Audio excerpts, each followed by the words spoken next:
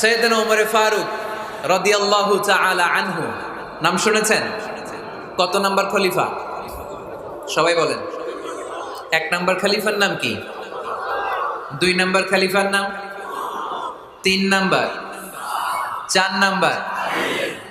রিদওয়ানুল্লাহি তাআলা আলাইহিম আজমাইন।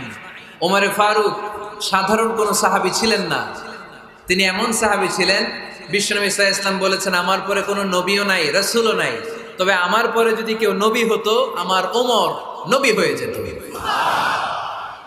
বিশ্বনবী বলছেন লা নবিয়্যা বা'দি ওয়ালা রাসূলা, আমার পরে কোনো নবী নাই, রাসূল নাই। লাউ কানা বা'দি নাবিয়্যুন লাকানা উমর, তবে আমার পরে যদি নবী হওয়ার কোয়ালিটি আমার কোন সাহাবীর মধ্যে থেকে থাকে, আমার ওমরের মধ্যে সেই কোয়ালিটি আছে। প্রভু তুমি বলেছো